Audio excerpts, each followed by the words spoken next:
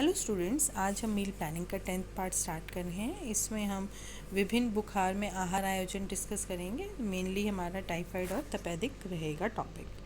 तो सबसे पहले हमें जानना होगा कि ज्वर क्या होता है और ज्वर के कितने प्रकार होते हैं। हमारी जो बॉडी होती है उसमें नॉर्मल टेम्परेचर जो हमारी बॉडी का होता है वो 37 डिग्री सेंटीग्रेड होता है, या इसको हम 98.6 डिग्री फ़ारेनहाइट भी कह सकते हैं। और इसको हमारी बॉडी का जो टेम्परेचर होता है उसको हमारे ब्रेन का एक पार्ट हाइपोथैलेमस है वो कंट्रोल करता है। जब वहाँ पर कोई इन्फेक्शन हो जाता है, वो बैक्टीरिया से हो सकता है, वायरस से हो सकता है, किसी और वजह से हो सकता है, तो वहाँ पे एक इंटरल्यूकिन नाम का एक पदार्थ उत्पन्न होता है और उसकी वजह से हमारी जो शरीर में विभिन्न कोशिकाओं में चयापचय की प्रक्रिया बढ़ जाती है और हमारी जो बॉडी में जो रक्त शिराएँ होती हैं वो संकुचित होने लग जाती हैं। और इसी संकुचन के कारण हमारी बॉडी में जो ब्लड का फ़्लो नहीं हो पाता। जब ब्लड का फ़्लो नहीं होता तो हमारी बॉडी के अंदर जो हीट प्रोड्यूस हो रही होती है वो बाहर नहीं निकल पाती। इस वजह से हमारी बॉडी का टेम्परेचर इंक्रीज़ होता रहता है और रोगी को फीवर के साथ कभी कभी कपकपी भी आती है। तो जो फीवर्स होते हैं वो दो टाइप्स के होते हैं। एक तो एक्यूट फीवर यानी कि कम समय का ज्वर, जो कि ज्वर कम समय के लिए रहता है, लेकिन जब होता है तो हाई फीवर रहता है वो, और शरीर का जो तापमान होता है 104 से 105 डिग्री फ़ारेनहाइट तक चला जाता है। इस बुखार की तीव्रता ज़्यादा होती है और इसके एग्जाम्पल्स हैं टाइफाइड, फ्लू, निमोनिया, खांसी, सर्दी, खसरा, टॉन्सिल्स, इन्फ्लुएंज़ा। दूसरा आता है ज्वर जो है वो लंबे समय का ज्वर होता है, जिसे हम क्रॉनिक फीवर या दीर्घकालीन ज्वर भी कहते हैं। ये अधिक समय तक रहता है, परंतु इसका जो तापक्रम होता है यानी कि टेम्परेचर होता है ज़्यादा नहीं होता है, लेकिन ये कई महीनों तक रहता है। इसमें जो एग्जाम्पल है वो आता है आपका ट्यूबरक्लोसिस और तपेदिक। ठीक है ना। नेक्स्ट आ जाता है कि ज्वर की स्थिति में होने वाले कौन से परिवर्तन होते हैं। तो जब फीवर होता है तो हमारी बॉडी में बहुत सारे शारीरिक बदलाव तो आते ही हैं, उसके साथ साथ जैव और रासायनिक परिवर्तन भी आते हैं। तो मुख्यतः इसमें 4 परिवर्तन हैं, वो आपने अच्छे से याद करने हैं। एक तो शरीर में हमारी जो कैलोरी का व्यय ज़्यादा होने लगता है। शरीर में हमारी मसल्स के अंदर जो ग्लाइकोजन स्टोर होता है, ऊर्जा का एक स्रोत होता है। जब कभी हमारी बॉडी को प्रॉब्लम आती है, हम कभी फास्ट रखते हैं, बीमारी आती है, तो वहाँ से एनर्जीज़ मिलनी शुरू हो जाती हैं। जब एनर्जीज़ ग्लाइकोजन से आने लगती हैं तो वो संरक्षित ऊर्जा का जो स्रोत होता है वो वीक पड़ जाता है, इसलिए हमें बॉडी में ज़्यादा कैलोरीज़ की ज़रूरत पड़ती है। दूसरा, हमारी बॉडी में जो आधारीय उपापचय दर है, बेसल मेटाबॉलिक रेट, उस वो भी इंक्रीज़ हो जाती है। जैसे ही शरीर का 1 डिग्री फ़ारेनहाइट तापमान इंक्रीज़ होता है तो 7% हमारी BMR इंक्रीज़ हो जाती है। बॉडी के अंदर काफ़ी चेंजेस आ रहे होते हैं। हमारी जो कोशिकाएं होती हैं वो काफ़ी टूट रही होती हैं, रिपेयर हो रही होती हैं। तो उस टाइम हमारी बॉडी में प्रोटीन्स की भी जो है जो चयापचय बढ़ जाती है और हमें पेशेंट को डाइट में प्रोटीन इंक्रीज़ कर देने चाहिए। नेक्स्ट आता है पसीना के बारे में हम बात करते हैं। तो अधिक बॉडी से पसीना निकलता है। तेज़ बुखार में क्या होता है, शरीर से पसीना बहुत आ रहा होता है। पसीने के रूप में हमारी बॉडी से जल, सोडियम क्लोराइड, पोटेशियम, ये भी खनिज लवण निकलने लग जाते हैं।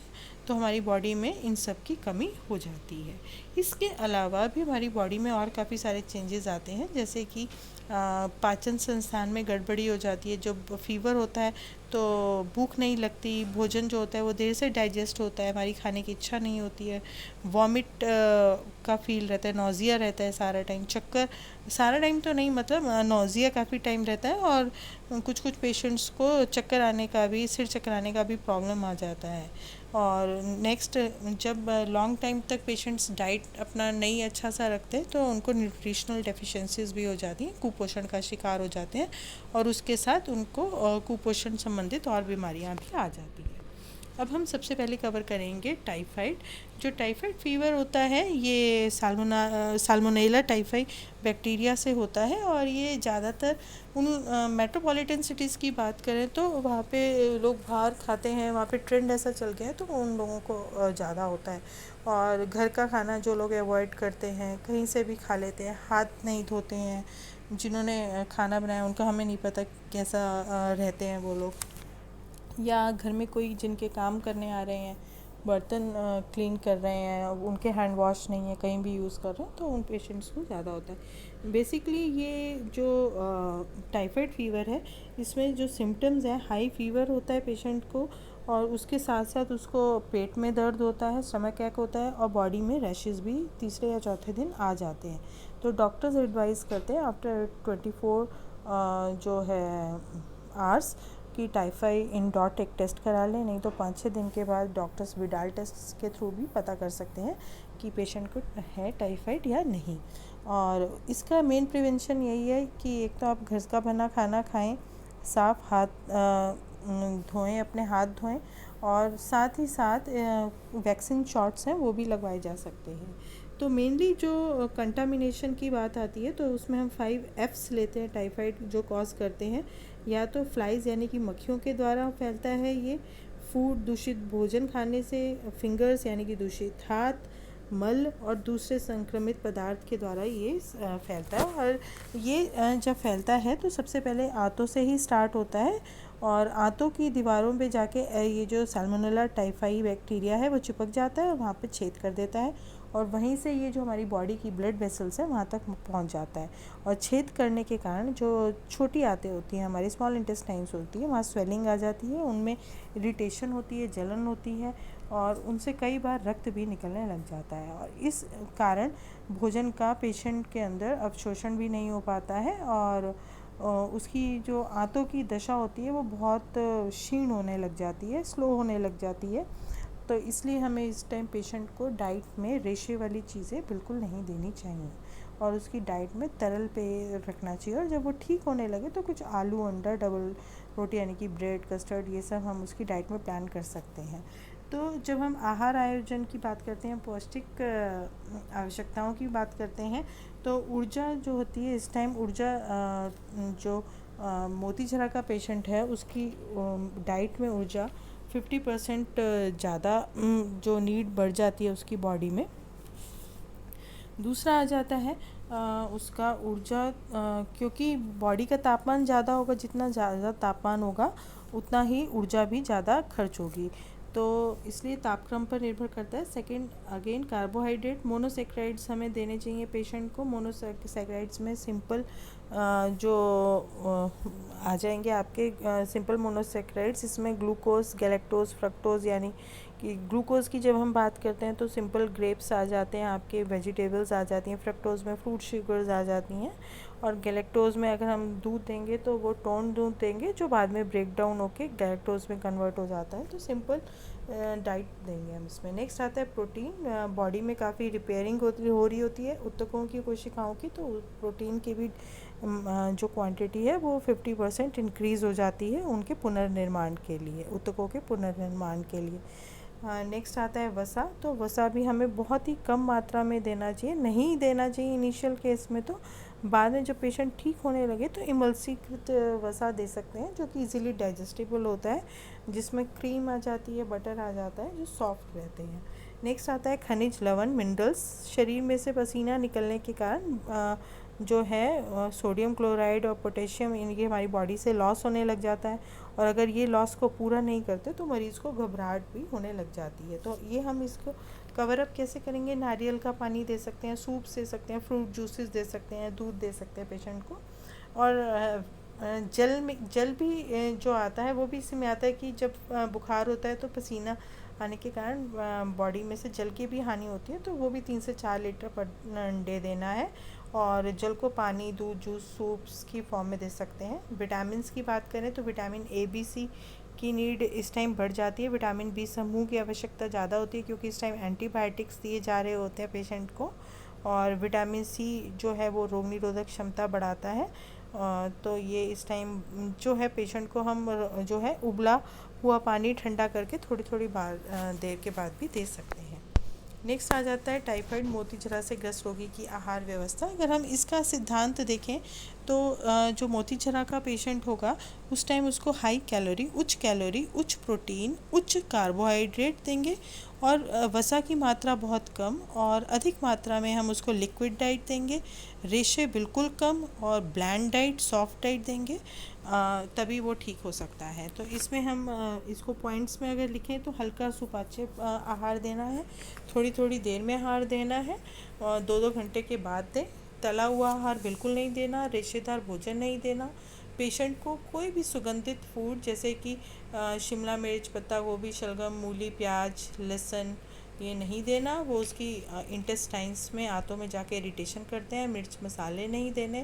बिल्कुल सॉफ्ट डाइट, तरल और कोमल आहार देने हैं। भाप के द्वारा बना हुआ खाना, उबला खाना देना है। इसमें हम दलिया पतला दे सकते हैं, पतली खिचड़ी, कस्टर्ड, बॉइल्ड आलू दे सकते हैं पेशेंट को, बिस्किट, सूप, केला, पपीता, धुली हुई पतली दाल, सूजी से बने हुए पदार्थ, अंडा, उबला चावल, सफ़ेद ब्रेड दे सकते हैं। मतलब ऐसी डाइट देनी है जो उसकी आंतों को अपने एक्स्ट्रा काम से मुक्त रखे।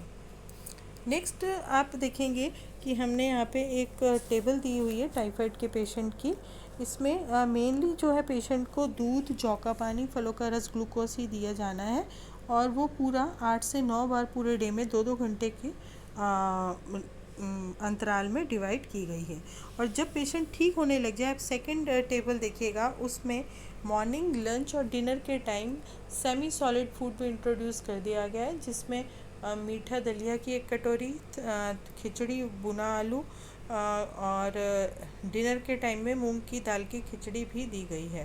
तो धीरे धीरे जब पेशेंट रिकवर करने लगता है, ठीक होने लगता है, तो उसकी डाइट में इम्प्रूवमेंट की गई है। क्योंकि टाइफाइड फीवर ऐसा है कि उसमें रेकरेंस रेट ज़्यादा है, वो दोबारा हो जाता है ठीक होने के बाद। तो इसलिए इस केस में पेशेंट का ध्यान रखना और उसकी डाइट का ध्यान रखना बहुत ज़रूरी हो जाता है। नेक्स्ट जो हम बात करते हैं फ़ीवर की, वो है क्षय रोग, जिसे हम तपेदिक भी बोलते हैं और ट्यूबरक्लोसिस, टीबी भी बोलते हैं। जो क्षय रोग है, ये पिछली शताब्दी में जब था, वो मृत्यु का मेन कारण था। आज भी विकासशील देशों में जितनी भी बैक्टीरियल डेथ्स होती हैं, उसमें मृत्यु में टीबी ही मेन रीज़न रहता है। तो जो टीबी है, ये फैलता किससे है? ये माइक्रो बैक्टीरियम ट्यूबरक्लोसिस जीवाणु के द्वारा फैलता है और ये ज़्यादातर फेफड़ों का रोग है। बाकी भी बॉडी के पार्ट्स में हो सकता है। इसमें जो होते हैं हमारे टिश्यूज़ होते हैं, वो बहुत ज़्यादा टूटते हैं। पेशेंट को खांसी रहती है, उसका फीवर हल्का हल्का रहता है। जो उसकी नाड़ी है वो तीव्र गति से चल रही होती है, उसको खांसी आती रहती है और खांसी के साथ बलगम भी आता है और कई बार ज़्यादा खांसने के साथ उसको खून भी मुंह से निकल सकता है। और बॉडी में क्या चेंजेस आते हैं, अगर वो थोड़ा सा भी परिश्रम करता है तो उसको सांस लेने में प्रॉब्लम आ सकती है।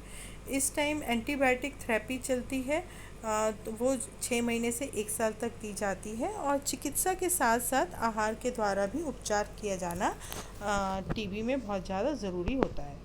नेक्स्ट आता है आहार व्यवस्था कैसी रहती है। तो जो टीबी का पेशेंट है, उसकी डाइट में विटामिन्स जो है ABC इंक्रीज़ कर दिए जाते हैं, कैलोरी हाई कर दी जाती है, प्रोटीन हाई कर दिया जाता है। तो अगर आप मोटा देखें, इसका आहार का सिद्धांत जो होगा, उसमें उच्च कैलोरी, उच्च प्रोटीन, उच्च विटामिन और मिनरल्स और अधिक मात्रा में इसमें भी तरल आहार और नरम आहार टीबी के रोगी को हमें देना है।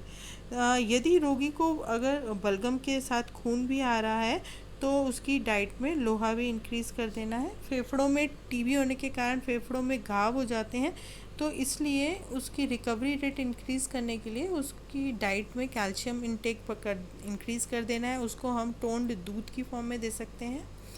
रोगी की डाइट में अंडा, जो कि गुड सोर्स ऑफ प्रोटीन है, फलों का जूस, रसदार फल, हरी पत्तेदार सब्जियां, सूप्स, जौ का पानी, नारियल का पानी, अनाज और सब्जियों का पानी और उबला आलू हमें देना चाहिए। और साथ ही साथ इसमें भी आपको, जो रोगी को, ज़्यादा तेल, मक्खन, चाय, coffee, puddings, cream, soup, pastry नहीं देना चाहिए, क्योंकि वो डाइजेस्ट नहीं कर पाएगा और उसकी बॉडी में लेजन्स हैं, वो रिकवर अभी नहीं हुए हैं। रोगी को ऐसा आहार देना है जिससे कि उसका वेट है वो रिड्यूस ना हो। तो यानी कि उसकी डाइट में 10% ज़्यादा ऊर्जा कर देनी है और रोग निरोधक क्षमता बढ़े, इसलिए 50% अधिक प्रोटीन उसकी डाइट में कर देने हैं। नेक्स्ट जो है वो क्षय रोगी के लिए 1 दिन की आहार तालिका है। इसमें आप अगेन देखिएगा 2 आवर्स के अंतराल में ही प्लान्ड है कि प्रातः 6 बजे, जो इसमें मांसाहारी और शाकाहारी दोनों की अलग हैं, अगर शाकाहारी का केस डिस्कस कर लेते हैं कि 6 बजे 1 कप दूध पेशेंट को मिलेगा। 8 बजे उसको मीठा दलिया दूध दे सकते हैं, ब्रेड और मक्खन भी दे सकते हैं। 11 बजे फ्रूट जूसेस। 1:30 बजे उसको मसूर दाल, मौसम की सब्जी, मेथी, आलू, रोटी, सलाद, दही, चावल और पुडिंग यानी कि कस्टर्ड दिया है, प्लान किया है। 4 बजे फलों का रस। 6 बजे चाय और भुनी मूंगफली, आलू मटर रसेदार लौकी की सब्ज़ी डिनर में है, और साथ में सलाद, खीर भी है, और रात को सोते हुए दूध है। तो ज्वर के जो भी रोगी हैं उनको आहार देते हुए हमें काफ़ी सावधानियां रखनी होती हैं कि जो भी डाइट हो वो सुपाच्य हो, तरल या अर्ध तरल होनी चाहिए, सौम्य आहार होना चाहिए, मिर्च मसाले रहित नहीं होना चाहिए। जब फीवर कोई भी हो उसकी स्टार्टिंग में, इनिशियल स्टेज में तरल आहार देना है, जैसे दूध देना है, ग्लूकोज का पानी देना है, और जो भी चीज़ आप दे रहे हैं वो 2-2 या 3-3 घंटे के अंतराल में एक शेड्यूल बना के दें। दिन में तो 2 या 3 बार फलों का रस दें। आहार जो भी हो वो न्यूट्रिशियस होना चाहिए, और जब फीवर कम होने लगे तो पुडिंग्स, ब्रेड्स, लाइट ब्रेड्स, मक्खन, ये सब पेशेंट की डाइट में डाल देना चाहिए। Thank you.